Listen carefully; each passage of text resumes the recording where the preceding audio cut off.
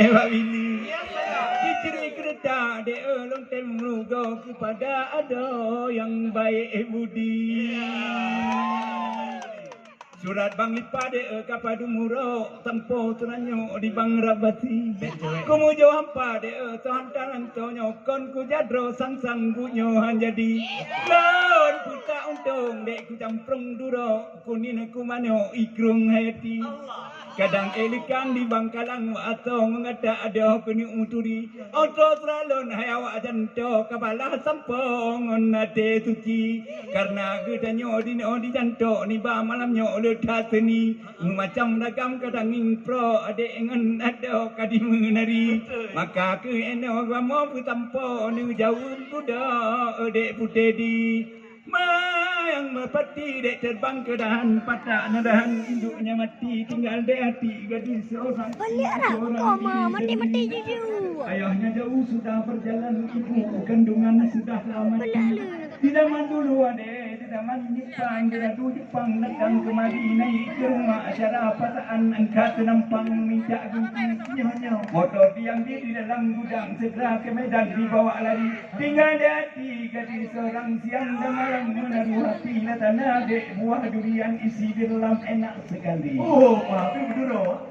Datana ada buah durian isi di dalam enak sekali. Ingin ku beli tidak ada wang, ingin ku pegang tekuknya duri.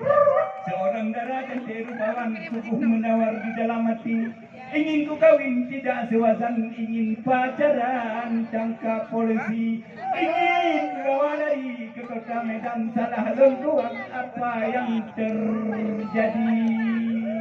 Memang kau betul lagaran pedang halau irang mati negeri menyohang le tubuh ni mano no ikung hati we Jepang jenejak rejang ujung jalin yang di sini karena ditinam memang cukup tata pandang nyok kebiasaan kita nyolam seni memang hajat payang kerma anggaran sikit sekali jino dah pegah no patembang jino agam mudangan mudi jino kita nyo dua si kawan nyo ketujuan tanyo baseni ucapan terima kasih kepada penitia yang kagundang yang pertama sekali ke Jepang yang ganteng sekali yang pot-pot ke abang Tejo yang ganteng harapan pujit awet menan muda sekali menanti dek ika yang kamu pandang laga hanapan kacamata cukup serasi memang malamnya kasih eno di leher Jepang hadirkan banyak waktu hanya begini oi dino kita nyota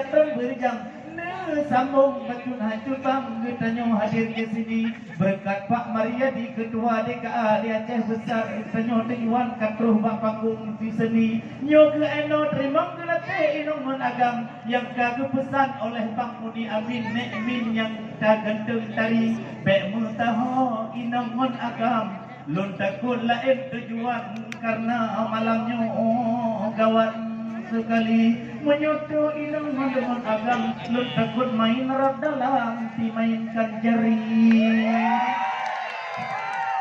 Iya, terima kasih kami ucapkan kepada pemuda-pemuda dan kakak Bamanum Beno Dile karena selanjutnya banyak acara yang harus kita tampilkan pada malam yang berbahagia ini.